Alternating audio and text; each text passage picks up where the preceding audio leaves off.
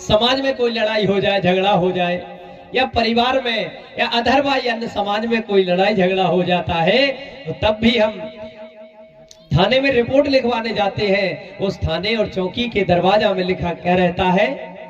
देशभक्ति जन सेवा। वहां भी सेवा लिखा रहता है।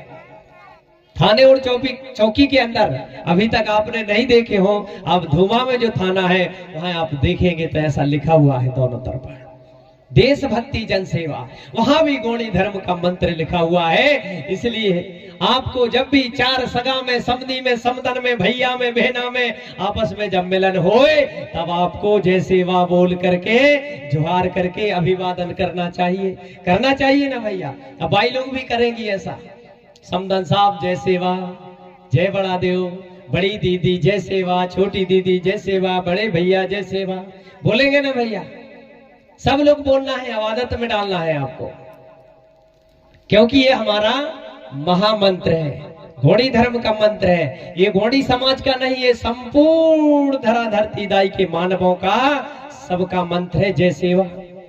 सभी लोग सेवा करते हैं। अगर सेवा नहीं करेंगे, खीरोदाई की सेवा नहीं करेंगे तो वो आशीर्वाद देगी क्या? नहीं देगी ना भैया। तो सेवा करेंगे तभी हमको आशीर्वाद मिलेगा।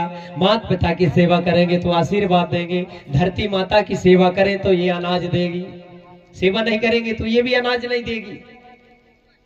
इसलिए सेवा बोला जाता है हमारे धर्म में। जय सेवा बोलना चाहिए, जय बड़ा देव बोलना चाहिए।